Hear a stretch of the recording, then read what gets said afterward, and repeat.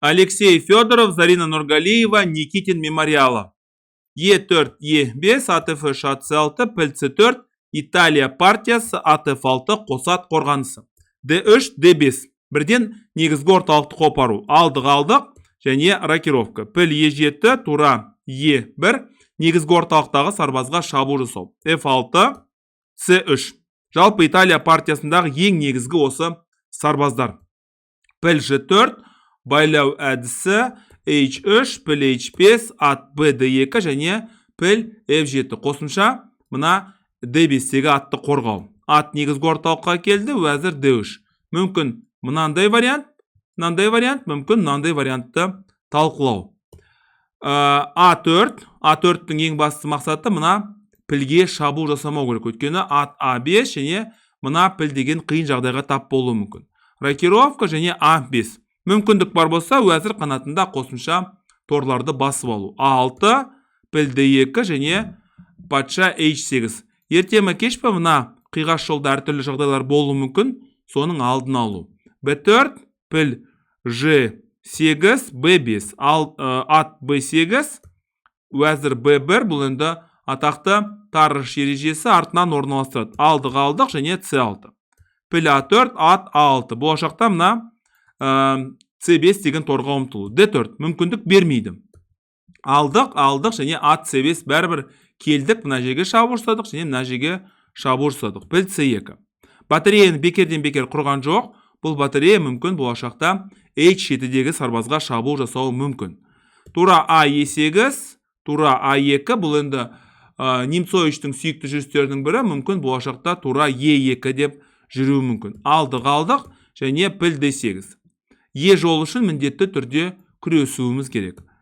А6 бұл енді сарбаз шеге, мына қос сарбаздың, қол ұстасып тұрған сарбаздардың қатарын бұзу. Алдық, бұл жерде енді атақты Филидорды есімізге түсіреміз. 3 және 6 қатардың қаншалықты маңызды екен.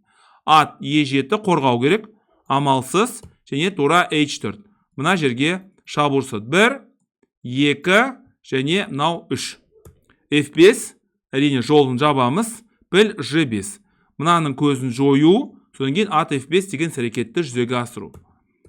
С5, атқа шабуыл жасау. Ат F3, ат D5, піл А4. Бұл енді өтпелі шабуыл деп аталады.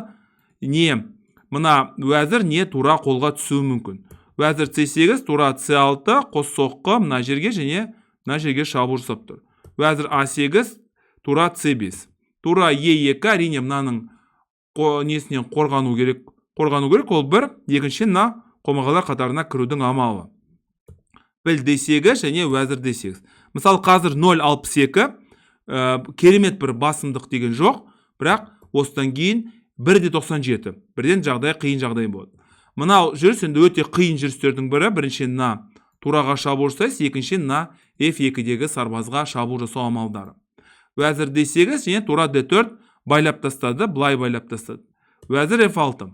Уәзір F6 дәл қазір 1,82 болатын болса, уәзір F6-тан кейін 4,21 жағдайға тап болды. Алдық және уәзір С3.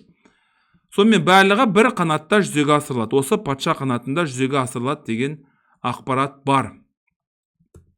F5, тура С8 және уәзір Б7.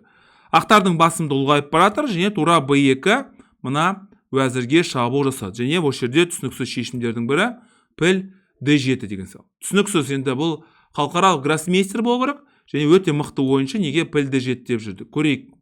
Піл Д7 және уәзірден айырылды. Көрейік.